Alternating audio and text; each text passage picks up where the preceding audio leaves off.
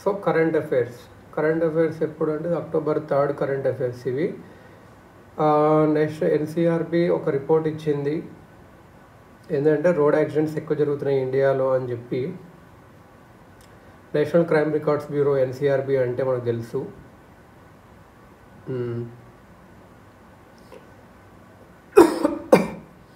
Report ఏంటంటే accidental deaths and suicides in India report.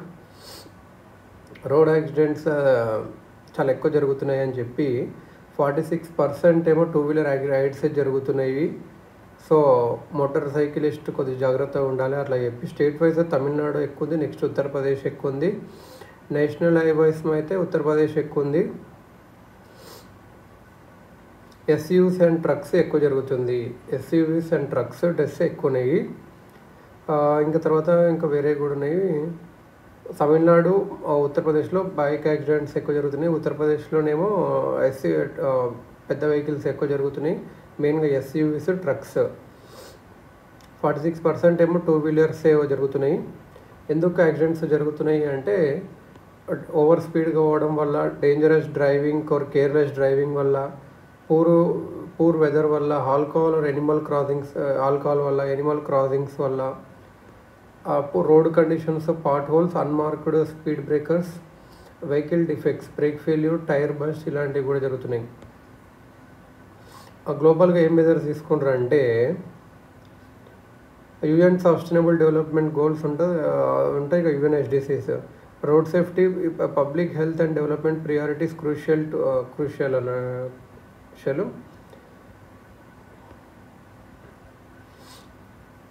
United Nations General Assembly వచ్చేసి UN decade of action ఒక plan చేసింది. UN decade of action for road safety అని చెప్పేసి చూసాం కదా. UN decade of action for road safety. Road యాక్సిడెంట్స్ని 0.5% చేయాలి అని చెప్పి ఒక టార్గెట్ పెట్టుకుండ్రు. మరి ఇండియా ఏ స్టెప్స్ తీసుకుంది అంటే motor vehicles amendment act 2019 pass చేసింది. పెనాల్టీస్ ఎక్కువ, electronic manufacture and juvenile driving penalties, automated fitness test, defective vehicle recall, increased hit and run compensation ఇవన్నీ జరిగినాయి. Bharat new car assessment programme ప్రకారం ఇది ఎన్సీఏపీ అంటే new car assessment programme. Safety ratings for car to insure consumers safety ratings ఇస్తుంది Bharat NCAP new car assessment programme. కార్కి ratings ఇస్తుంది అన్నట్టు. ఇంకొకటి ఏదంటే కంప్యూటరైజేషన్కి ఇవన్నీ ఫిట్నెస్ టెస్ట్ ఇవన్నీ చూసాము. కమిటీస్ ఏమున్నాయి, కమిటీ వాళ్ళ రికమెండేషన్స్ ఏంటి అంటే supreme court's committee on road safety mandate district road safety committees ఉండాలి అని చెప్పి మోటార్ వెహికల్స్ యాక్ట్ 1988 ప్రకారం ఉండాలి అని చెప్పి అన్నది. Sundar committee on road safety and traffic management ప్రకారం నేషనల్ రోడ్ సేఫ్టీ పాలసీ ఉండాలి, నేషనల్ రోడ్ సేఫ్టీ బోర్డు ఉండాలి అని చెప్పి పెట్టింది అన్నట్టు. హెల్మెట్ యూజ్ వల్ల 42% యాక్సిడెంట్ తగ్గుతాయని చెప్పి, స్పీడింగ్, డ్రింక్ అండ్ డ్రైవింగ్ అస్సలు ఉండొద్దు అని చెప్పి కొన్ని ఏరియాస్ మీద ఫోకస్ చేస్తే బాగుంటుంది. రోడ్ ఇన్ఫ్రాస్ట్రక్చర్ డెవలప్ చేయాలి, బిహేవియరల్ చేంజెస్ చేయాలి, ఒక క్యాంపెయినింగ్స్ రన్ చేసి, ఈవెంట్స్ మేక్ సేఫ్టీ స్టేట్మెంట్ అలా.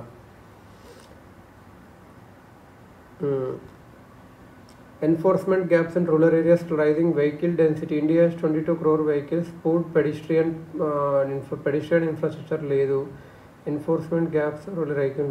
Economic cost, road accidents cost India 3 to 5% of GDP annually, world bank. దీన్ని ఎలా అంటే స్మార్ట్ సిటీస్ మిషన్తో tech based monitoring, AI cameras పెట్టాలి, పబ్లిక్ ట్రాన్స్పోర్ట్ వాడుకుంటే బాగుంటుంది. స్టేట్ రోల్స్ ఏంది ఎన్ఫోర్స్మెంట్లో ఇది. నెక్స్ట్ ముగ్గురు గురించి నేర్చుకుందాం. విశ్వేశ్వరయ్య, ముత్తు లక్ష్మీరెడ్డి అండ్ లోబ్నీస్. ఇదేంటంటే commemorations and public discussions have revisited and enduring legacies and highlighted the continuing influence of commemorations highlight their legacies in engineering, women rights and statistics for nation building. Visvesvaraya వచ్చేసి engineering, Muthu Lakshmi Reddy వచ్చేసి women rights, Mahalanobis వచ్చేసి statistics. Aligns with themes of self reliance, Atmanirbhar Bharat and public service.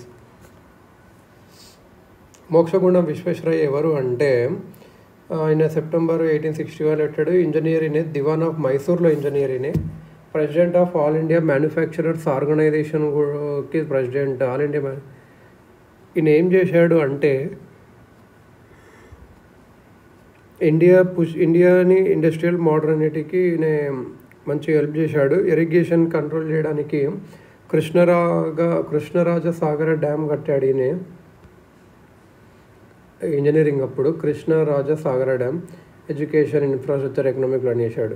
Self Reliance ఉండాలి, integrity ఉండాలి, national progress by education ఉండాలి. భారతరత్న వచ్చేసింది నాకు. Engineers day వచ్చేసి ఈయన బర్త్డే అప్పుడు జరుగుతారు, September 15. Industrial modernity under colonial rule ఇది ఒక అన్నాడు. సో మోక్షగుండం విశ్వేశ్వరయ్య గుర్తుపెట్టింది ఏ డ్యామ్ అంటే కృష్ణరాజ సాగర డ్యామ్. పనిచేసింది ఎక్కడంటే మైసూర్ దగ్గర. ఇంకా ఇంజనీర్స్ డే ఎప్పుడు జరుగుతుంది అంటే September 15, birthday of Mokshagunda. Muthulakshmi Reddy ఎవరు అంటే పుట్టింది ఎక్కడ, పుడుకొట్టయ్య అని ఒక దగ్గర. First Indian women surgeon from Madras medical college. First women surgeon అన్నట్టు. Okay, Muthu Lakshmi Reddy. First women legislator in Madras for Devadasi సిస్టమ్కి ఫైట్ చేసింది. ఎక్కడ నుంచి ఫైట్ చేసింది? ఉమెన్ లెజిస్లేచర్ కూడా ఫస్ట్ ఈమెనైనా. Okay. Founded Avvai women shelter, Adyar cancer hospital, equal treatment for all. Okay. Tamil Nadu's maternity benefit scheme named after her. Okay. Symbol of women's empowerment. Next Prashant Chandra మహాలబ్నోబిస్.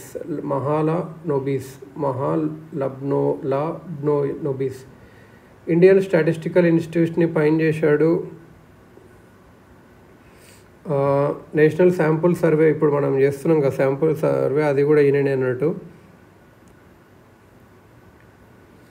Applied statistics to economic planning, second 5-year plan for industrial growth ఈయన చేశాడు. Statistics అవసరం అన్నట్టు. So statistics గుర్తొస్తే మహాలబ్నోబిస్ గుర్తొస్తాడు. Surveys on poverty, employment and conception, statistics to address poverty, public service for progress. వీళ్ళు ముగ్గురు ఎలా ఇండియాని చేశారంటే పబ్లిక్ సర్వీస్ చేశారు, ఇన్స్టిట్యూషన్లో రిఫార్మ్స్ తెచ్చారు, సోషల్ ప్రోగ్రెస్ తెచ్చారు. విశ్వేశ్వరయ్య ఏం చేసిందంటే నెహ్రూస్ ఇండస్ట్రియల్ పాలసీస్ ఎలా ఉండాలో విశ్వేశ్వరయ్య నుంచి నేర్చుకున్నాడు.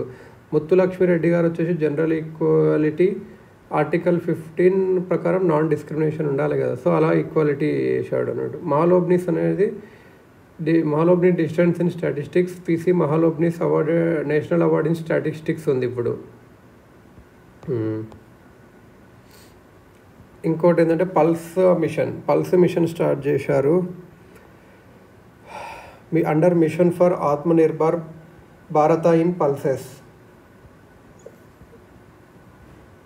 2025 to 26 నుంచి ఒక 5 years ఇది అప్రాక్సిమేట్లీ 11,440 crores అన్నట్టు. ఎందుకు అంటే Atmanirbhar Bharat in pulses import డిపెండెన్సీని తగ్గించడానికి,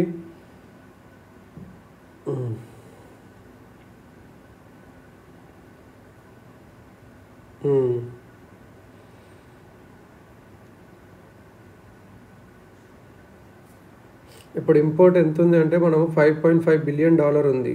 దాన్ని తగ్గించడానికి due to stagnant production, El Niño, మనకి ఇక్కడ అంత ప్రొడక్షన్ ఎక్కువ లేదు, ఎల్నినో కూడా ఉంది కాబట్టి అట్లా. ఏది అంటే ఇది 6 years ఉంటుంది. Supported by ICAR, Indian council of agriculture research, KVKs,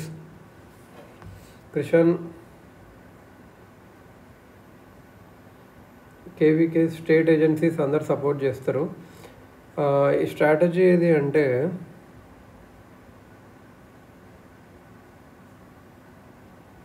KVK అంటే Krishi Vigyan Kendra and state agencies support చేస్తుంది. సెల్ఫ్ సఫిషియన్సీ, ఆత్మనిర్భర్ భారత పల్సెస్లో తెచ్చుకోవడానికి. సీడ్స్ ఏంటంటే 126 lakh quintal certified seeds, 88 lakh free kits, high yield, pest resistance, climate resilient varieties ఉంటాయి. Processing units సబ్సిడీస్తో arrange చేసుకోవచ్చు. 100% procurement ఎలా ఉంటుందంటే గవర్నమెంట్ ప్రొక్యూర్ చేస్తుంది కదా. Tur, urad and masoor under PM AASHA PM AASHA కింద ప్రొక్యూర్మెంట్ కూడా చేస్తుంది అన్నట్టు ఇది. ఇప్పుడు ఎందుకు అంటే డిమాండ్ పెరిగింది, ఇంపోర్ట్ డిపెండెన్సీ డిమాండ్ పెరిగింది ప్రొడక్షన్ కన్నా. ఇది ఎక్కువ రీజనల్ మధ్యప్రదేశ్, మహారాష్ట్ర, రాజస్థాన్ మూడు కలిసి 55 స్టేట్స్, ఇంకా అదర్ స్టేట్స్ కలిపి టాప్ 10 స్టేట్స్ కలిపి 91% ఉంది ఇది. మనకు సెల్ఫ్ రిలయన్స్ ఉండాలి అని చెప్పి ఒకటి అన్నట్టు, ఇంపోర్ట్ డిపెండెన్సీ తగ్గియాలి అని చెప్పి.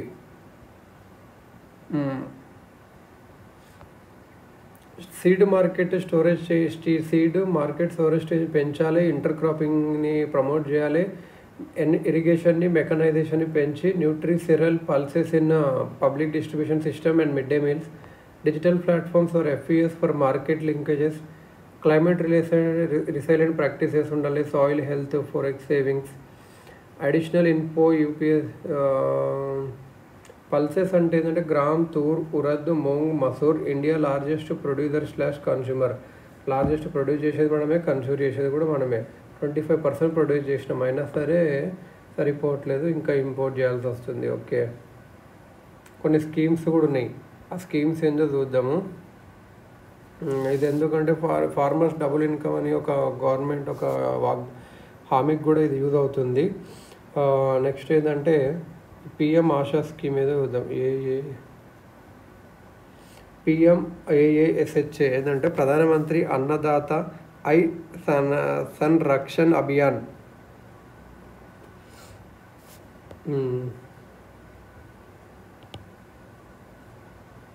పిఎం ఆశా స్కీమ్ అంటే AASHA. ఆశా స్కీమ్ అంటే ప్రధానమంత్రి, ఇది ఒకటి తెలుసు, అన్నదాత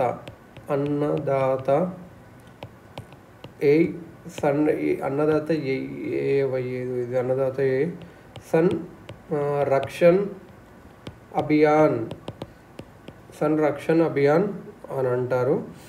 ఇది ఇండియా అంబ్రెల్లా స్కీమ్ అన్నట్టు 2018లో లాంచ్ చేశారు. ఫార్మర్స్కి మంచి రెమ్యూనరేటివ్ ప్రైజెస్ రావడానికి చేశారు. 3 కాంపోనెంట్స్ ఇది ఇంక్లూడ్ చేస్తుంది. The price support scheme for physical ప్రొక్యూర్మెంట్కి ప్రైస్ సపోర్ట్ స్కీమ్ ఉంటుంది. Price deficiency payment scheme for direct payment of price difference to farmers, and a pilot of private procurement and a stockist scheme. This scheme is aims to provide income security to farmers and control price volatility for consumers. So ఇందులో 3 schemes ఉంటాయి. అదేంటంటే first వచ్చేసి price support scheme. ఇది ఏం చేస్తుంది అంటే physical procurement of pulses కానీ, కోప్రా కానీ, సెంట్రల్ నోడల్ ఏజెన్సీస్తో నాఫెడ్ నుంచి కానీ, FCI నుంచి ఉంటుంది కదా. When markets prices fall below the MSP నుంచి పడిపోయినప్పుడు నాఫెడ్ ఆర్ FCI ప్రొక్యూర్మెంట్ చేస్తుంది పల్సెస్ కానీ, కోప్రాని కానీ. Pulses, copra. Price deficiency payment system. Price deficiency payment system. ఇది దాంట్లో ఏంటంటే ఫార్మర్స్ ఆఫ్ ఆయిల్ సీడ్స్కి ఏమవుతుందంటే direct payment for the differences ఒక MSPకి మార్కెట్ ప్రైస్కి ఎంత తేడా ఉందో అది డైరెక్ట్ ఫార్మర్స్కే వస్తుంది. Provided they sell their produce in a notified market yard through auction. అక్కడ ఒక దగ్గర అమ్ముతూనే వస్తుంది అన్నట్టు. ఇది ఆయిల్ సీడ్స్కి main price deficiency payment scheme. Pilot of private procurement and stockist scheme. ఇది ఏంటంటే this involves private stockist in specific areas to procure oil seeds under the existing price market mechanism. Private stock చేసే వాళ్ళు ఉంటారు కదా, వాళ్ళని involve చేస్తుంది ఒక ఏరియాలో ఆయిల్ సీడ్స్ కొనుక్కోవడానికి అన్నట్టు. దాని పేరు ఏంటంటే pilot of private procurement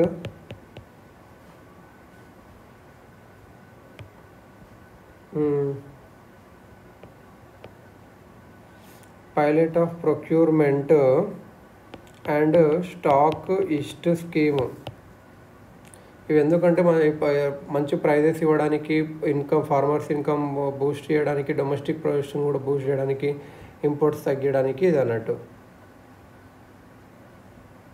so ఇది అన్నట్టు పిఎం ఆశా స్కీమ్ అంటే ఇది.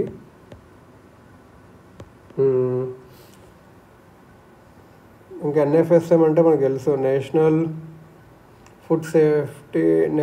Food security mission. ఇది 2007లో వచ్చింది. Government to increase food grain production and farmer income పెంచడానికి food grains production, sustainable increase in the production of target area. NFSM అంటే national food security mission. ఇది 2007లో వచ్చింది. ఎందుకు? ఫుడ్ గ్రెయిన్ ప్రొడక్షన్ని పెంచి ఫార్మర్ ఇన్కమ్ని కూడా పెంచాలి అని చెప్పి, సస్టైనబుల్గా పెంచాలి టార్గెటెడ్ క్రాప్స్ని, సాయిల్ని ఫెర్టిలిటీ రెస్టోర్ చేయాలి, ఫామ్ లెవెల్ ఇన్కమ్ పెంచాలి, టెక్నాలజీస్ ద్వారా కానీ, సర్టిఫైడ్ సీడ్స్ ద్వారా కానీ, ప్రొవైడింగ్ ఫామ్ ఇంప్లిమెంట్స్ కానీ, కండక్టింగ్ ట్రైనింగ్ క్యాంప్స్ కానీ, ఇవన్నీ చేయడం వల్ల వస్తుంది. ఇంక్రీజ్ ప్రొడక్షన్ పెంచాలి, సాయిల్ ఫెర్టిలిటీ పెంచాలి, ఫార్మర్ ఇన్కమ్. ఇది సో ఇది అన్నట్టు. ఇంప్లిమెంటేషన్ వచ్చేసి the scheme uses a decentralized approach with implementation at the district level through structures like the agricultural technology marketing agencies. ఇలానే. నెక్స్ట్ వచ్చేసి అమెండ్మెంట్, ఇంటర్నేషనల్ హెల్త్ రెగ్యులేషన్స్లో అమెండ్మెంట్ జరిగింది.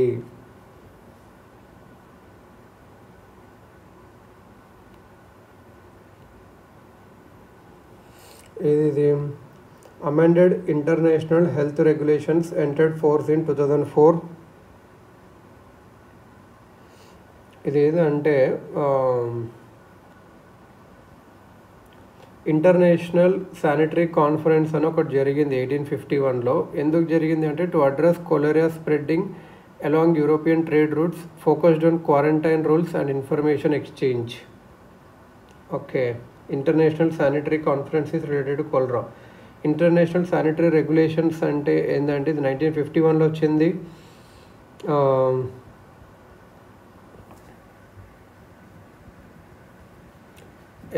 Establishment of world health organization వచ్చేసి 1940లో establish అయ్యింది. 1940లో establish అయితే 1948లో establish అయితే ఇంటర్నేషనల్ శానిటరీ రెగ్యులేషన్స్ అని వచ్చినవి. ఇది ఏం చేసి WHO వల్ల ఏమైందంటే ఫ్రాగ్మెంటెడ్ కన్వెన్షన్స్ అండ్ ట్రీటీస్ అన్నీ మ్యారిటైమ్ హెల్త్ కానీ ఏరియల్ నావిగేషన్స్ అన్నీ కలిపి ఒకటే దగ్గర వచ్చిందన్నట్టు. ఇంటర్నేషనల్ హెల్త్ రెగ్యులేషన్స్ అంటే ఏంటంటే ఆ 3 డిసీజెస్కి 1969లో 3 డిసీజెస్కి వేసుకుంది. కలరా, ఫ్లాగ్యూ, ఎల్లో ఫీవర్కి. 2005లో ఏం చేసింది అంటే enhanced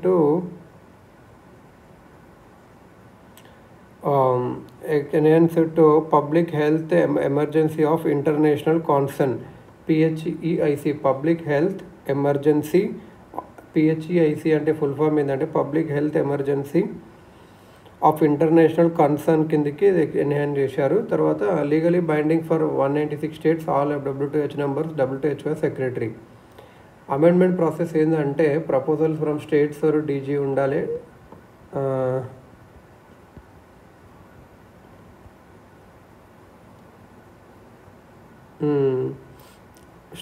proposal from state parties, ఇంకా WHO డైరెక్టర్ జనరల్ కూడా ఉండాలి.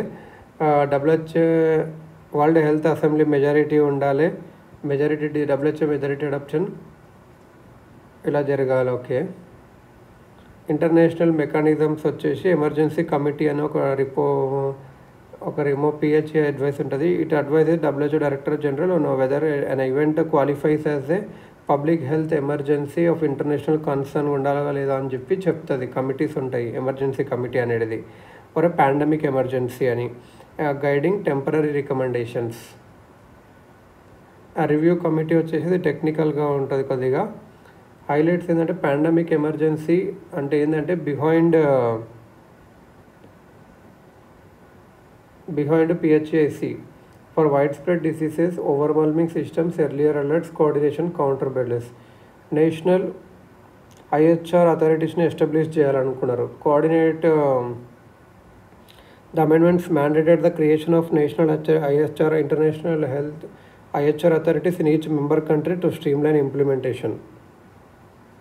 For India, ministry of health and family welfare designation completed of surveillance, equity and solidarity, financing fair distribution of vaccine, diagnosis, support low middle income countries.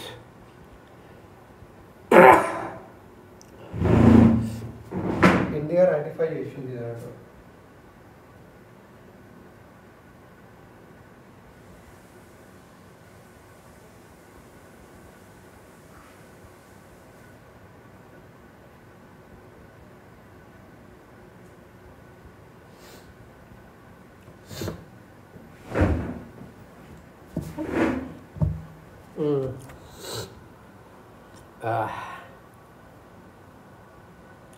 India ఇప్పుడు RTP 2005లో చేసింది national IHR focal point at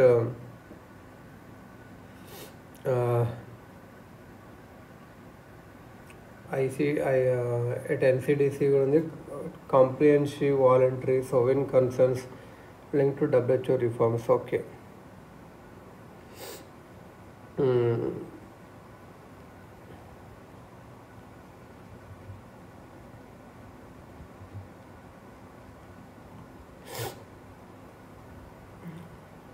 okay. ఇదంటే next lightning strikes. ఈ lightning strikes వల్ల ఏమైంది అంటే 2023లో 2500 people చనిపోయారు లైట్నింగ్ స్ట్రైక్స్ వల్ల, అకార్డింగ్ టు NCRB డేటా ప్రకారం. 39% అన్నట్టు ఫోర్సెస్ ఆఫ్ నేచర్ డెత్స్ 66,405 చచ్చిపోతే లైట్నింగ్ వల్లనే ఇంత ఎక్కువ చచ్చిపోయినట్టు. Not a notified disaster. Lightning strike అనేది not a notified disaster under DM act. Very గుర్తుపెట్టుకోవాల్సింది ఇది. వాట్ ఈజ్ లైట్నింగ్ అంటే ఏంది? Electrical discharge between cloud and ground. Voltage వచ్చేసి 3 million అలా ఉంటుంది. బ్రేక్ ద ఎయిర్ ఇన్సులేషన్ని బ్రేక్ చేస్తుంది. ఓకే,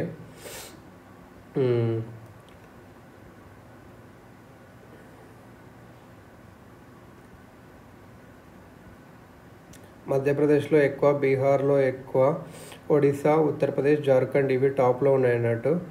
డిసాస్టర్ మేనేజ్మెంట్ యాక్ట్ 2005 ఏంది అంటే disaster broadly define disaster broadly but does not specifically list lightning centrally notified disaster లాగా లేదన్నట్టు.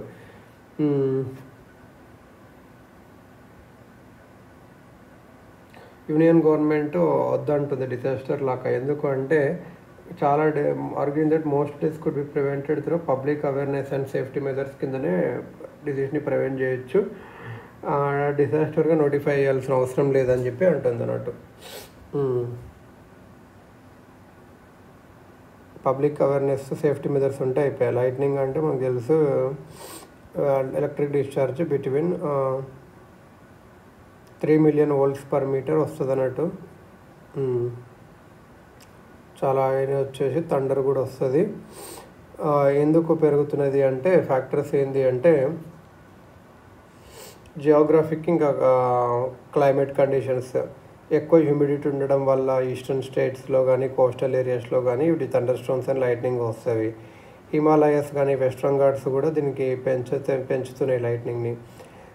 మాన్సూన్ సీజన్ అనేది ఏంటంటే కన్వెక్టివ్ మాన్సూన్ సీజన్ అనేది with its intense rainfall and convective activity is a major driver of lightning in India. Convergence of moist air masses and rising of warm moist air during the monsoon season often lead to the formation of thunderstorms and lightning. ఇది ఎలా జరుగుతుందంటే మోయిస్ట్ air masses ఇంకా converge అయ్యి వామ్ మోయిస్ట్ air rise అవ్వడం వల్ల monsoon సీజన్లో ఇవి వస్తున్నాయి అన్నట్టు. అర్బనైజేషన్ అండ్ ఇండస్ట్రియల్ వల్ల కూడా హీట్ సోర్సెస్ ఆర్ ఎరోసెల్స్ ఎన్హాన్స్ కన్వెక్షన్ని పెంచుతాయి.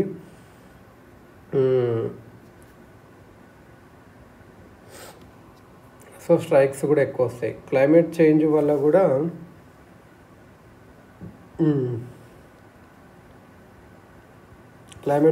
వస్తున్నాయి. అగ్రికల్చర్లో రెసిడ్యూ బర్నింగ్ వల్ల గవర్నమెంట్ ఏం ఇనిషియేటివ్స్ తీసుకుంది అంటే CRO+C అంటే ఏంటి అంటే క్లైమేట్ రిసైలెంట్ అబ్జర్వింగ్ సిస్టమ్స్ అని ఉంటుంది. అబ్జర్వింగ్ సిస్టమ్స్ ప్రమోషన్ కలిసి India first lightning early warning system. లైట్నింగ్ని ఎర్లీ వార్నింగ్ సిస్టమ్ కూడా డెవలప్ చేసింది. లైట్నింగ్ స్ట్రైక్స్ అండ్ సక్సెసివ్ వల్ల ప్రిడిక్ట్ చేయడానికి ముందే ఒక మొబైల్ యాప్స్ కూడా ఇచ్చింది. సాచెట్ అనే మొబైల్ యాప్ పబ్లిక్ అలర్ట్స్ కోసం. ఇంకో Damini lighting apps were developed by Indian Institute of Tropical Meteorology Pune. NDMA వచ్చేసి ప్రోటోకాల్ అవేర్నెస్ ఇచ్చింది. WHO ఇండియా ప్రకారం 2000 annually disaster man advocating for notifying lightning at disaster, strengthening communication and training.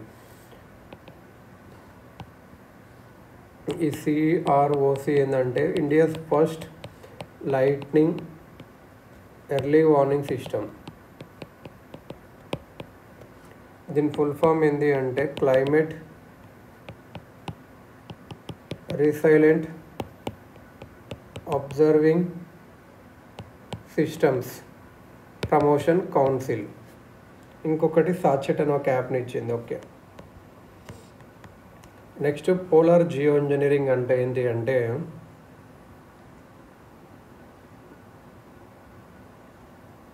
అసలు Jio engineering అంటే ఏంటి అంటే a wide range of ideas for deliberative large scale attempts to modify earth climate ని మార్చడానికి కానీ అన్నట్టు. Two broadest clauses involving removing carbon dioxide from atmosphere తీయడం ఒకటి,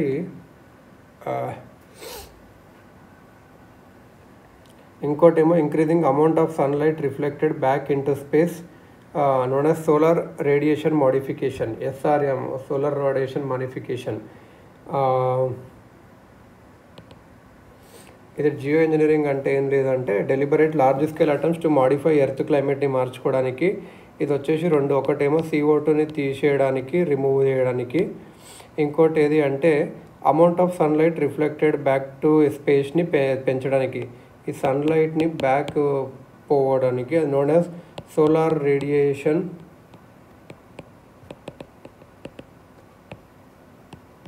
మోడిఫికేషన్.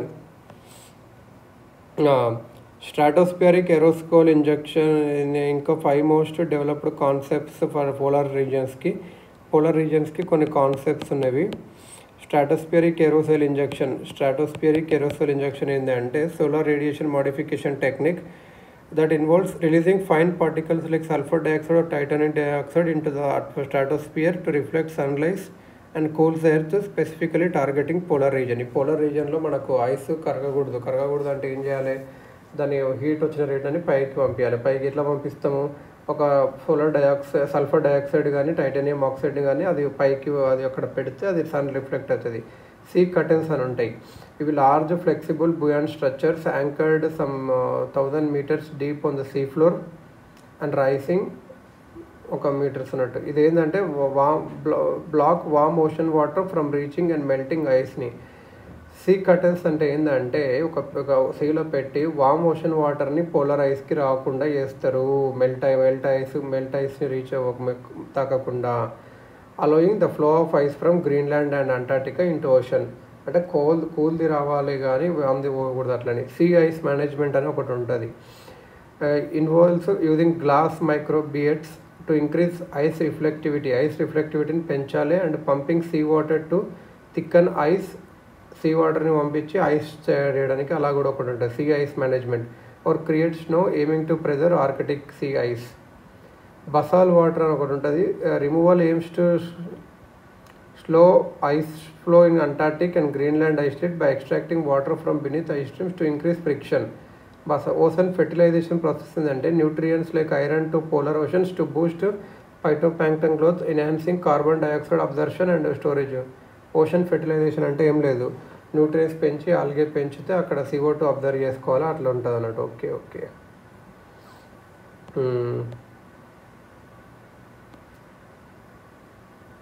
ఈ రిపోర్ట్ ఏం స్టడీ చేసింది అంటే ఈ మధ్యలో ఇది ఎలా స్ట్రాటజిక్ ఏరోస్పియల్ ఇంజెక్షన్ కానీ, సీ కర్టెన్స్ కానీ, సీ ఐస్ మేనేజ్మెంట్ కానీ, బసాల్ వాటర్ రిమూవల్ కానీ, ఓషన్ ఫెర్టిలైజర్ ఇవన్నీ ఏంది అని. సో ఇంతకుముందు చూసినాం. ఎస్ఏ అంటే stratospheric aerosol injection, reflect sunlight, risk temperature spikes if stopped, climate disruptions ఇవి. Sea curtains block warm water from ice shelves, ఈ కాస్ట్ ఎక్కువ, harms marine life. Sea ice management microbeads for pump sea water, ecotoxicity high energy. Basal water extract sub ice water, ఇలా చేసినాడు. Next వచ్చేసి Amazon's flying reverse అంటే ఏంటి అంటే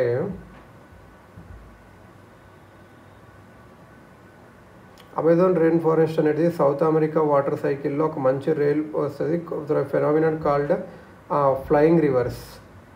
flying reverse అనేది ఏంటంటే కొన్ని streams of water vapour carried in the atmosphere invisible to the I Atmospheric water vapor streams from Amazon process Atlantic moisture, trade winds, tree transpiration, inland rain. Okay Atlantic మాయిశ్చర్ని trade winds ద్వారా tree transpiration ద్వారా కూడా జరుగుతుంది. Okay, ఇలా జరుగుతుంది అన్నట్టు. Moisture అనేది Atlantic ఓషన్లో ఉంటుంది. ఈ ట్రేడ్ విండ్స్ అనేది ఎయిర్ని వెస్ట్వర్డ్స్ పుష్ చేస్తుంది across the equator. Amazon rain forest acts as a biological pump. Absorb water from soil నుంచి అబ్జర్వ్ చేసుకొని transfer it back into the air, release huge amounts of water vapour. Okay, ఈ recycled water clouds form చేస్తుంది, rainfall ఇస్తుంది ఇన్లాండ్లో, supplying regions as per as the Andes and South America southern వరకు rain ఇస్తుంది South America's waters వాళ్ళకు. Next ఇంకోటి వచ్చేసి sir creek.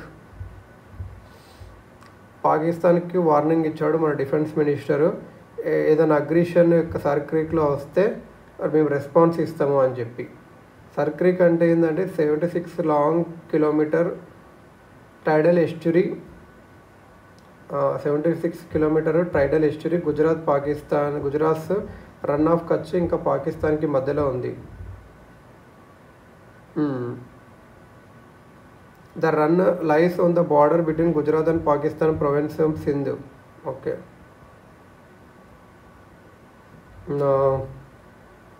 ఇది డిస్ప్యూటెడ్ రీజియన్ లాగా అంటుండ్రు ఎందుకంటే మ్యారిటైమ్ బార్డర్ డిఫరెంట్ ఉంది. Sir Creek is a strategic and it sensitive zone along Gujarat coast line. మనం ఇండియా ఒక బార్డర్ క్లీన్ చేస్తున్నాం, వాళ్ళు ఒకటి క్లియర్ చేస్తుండ్రు. Okay, Rann of Kutch.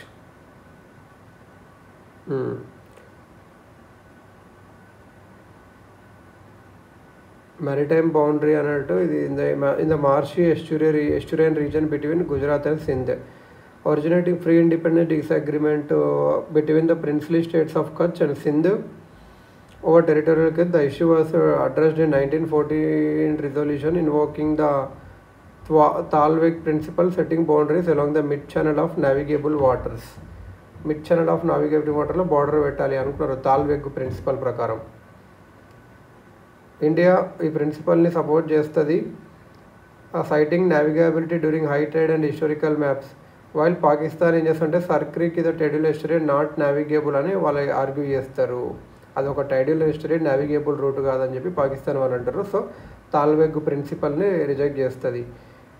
1965 తర్వాత కొద్దిగా ఇష్యూ రేస్ అయితే 1968 Indo Pakistani western border case ట్రిబ్యునల్లో which appealed most of India's claims over Rann of Kutch. అప్పుడు 1968లో కేసు అయింది Indo Pakistani western border case. అప్పుడు అది మనకే సపోర్ట్ చేసింది.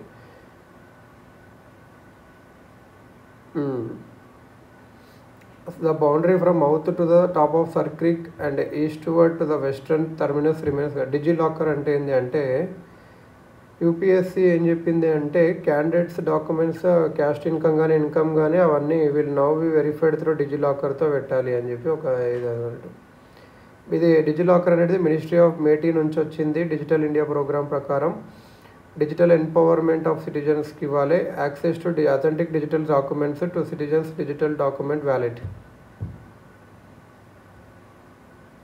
ఈ డిజిటల్ సిస్టంలో వచ్చిన డాక్యుమెంట్స్ అనేటివి ఒరిజినల్ సిస్టమ్స్ డాక్యుమెంట్స్ లాగానే ఉంటాయి అని ట్రీట్ చేయాలి కూడా. As per rule 9A of the information technology preservation and retention of information by intermediaries providing digital locker facilities అని ఒక రూల్స్ 2016 ప్రకారం.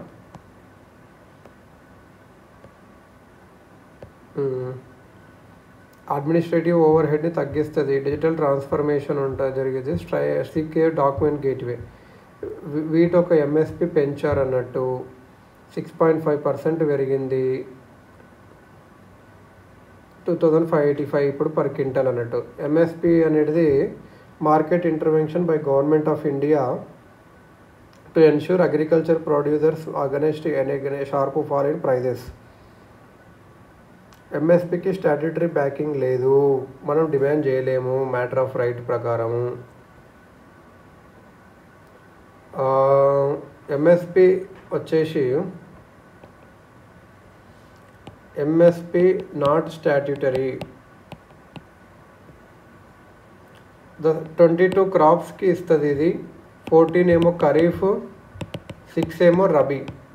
ఖరీఫ్ కింద ప్యాడీ, జోవార్, బాజ్రా, మేజ్, రాగి, తూర్ और arhar, moong, urad, groundnut, soybean, sunflower, sesamum, niger seed, cotton. Rabi ప్రకారం ఇంకోటి కమర్షియల్ క్రాప్స్ వచ్చేసి jute, copra ఇది ఇస్తుంది అన్నట్టు.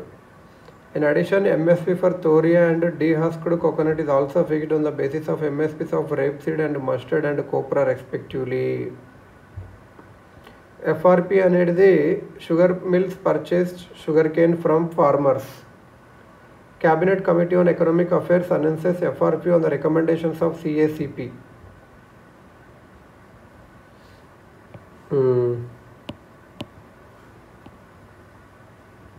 Cabinet Committee on Economic Affairs on MSP announce చేస్తుంది at start of sowing season. ఇవేమేమి తీసుకుంటుంది అంటే recommendations of commission for agriculture cost and prices. Commission for agriculture cost and prices తీసుకుంటుంది అన్నట్టు. The demand of supply of commodity, cost of production, market price trends ఇంటర్నేషనల్గా డొమెస్టిక్గా, intercrop price parity, the terms of trade between agriculture and non agriculture, that is the ratio of prices of farm inputs and farm outputs. 50% as a margin ఉండాలి. Consumer the likely implications on MSP on consumers product. అసలు వీటికి ఎలా ఉండాలి ఒక. ఇంకొకటి biomedical research career programmes. Union cabinet ఏం చేసింది అంటే phase 3 of biomedical research career ప్రోగ్రామ్ని స్టార్ట్ చేసింది. ఇండియాస్ బయోమెడికల్ రీసెర్చ్ సిస్టమ్ని పెంచడానికి. రీసెర్చ్ సిస్టమ్స్ కానీ రీజనల్ డిస్పారిటీస్ కానీ సైంటిఫిక్ కేపబిలిటీస్లో తగ్గియాలి. Establish world class biomedical research capacity with strong global presence and impact. ఇది ఎలా ఇంప్లిమెంట్ చేస్తుంది అంటే department of biotechnology, government of India, the Wellcome Trust United Kingdom సంబంధించింది and Indian alliance special purpose vehicle created for this. Okay. Centre withdraws approval for animal protein based biostimulants. Central has withdrawn approval for 11 animal protein based biostimulants in India due to religious and dietary concerns. Okay, biostimulants ante enti ante a substance, microorganisms or mixture that promotes plant growth by stimulating natural physiological processes. ఒక micro organism లేకపోతే substance కానీ ఒక mixture that promotes plant growth. ఇది improving nutrient uptake and efficiency. Common examples include humic acids, seaweed extracts, composted liquid manure and beneficial bacteria and fungi. Enhancing tolerance to abiotic stresses such as drought for heat. Biostimulants are officially categorized as distinct from fertilizers and insecticides. They neither supply nutrients directly like fertilizers nor control pests like pesticides. The Fertilizer, Inorganic or Organic or Mixed Control Order 1985 regulates biostimulants separately from fertilizers and pesticides with stricter norms. ఒక biostimulants అని ఒకటి ఉంటుంది, దాన్ని withdraw చేసుకుంది అన్నట్టు. US టొమాహాక్ missile ఏంటంటే subsonic cruise missile range కానీ ఇది కానీ ఇట్లా. ఓకే.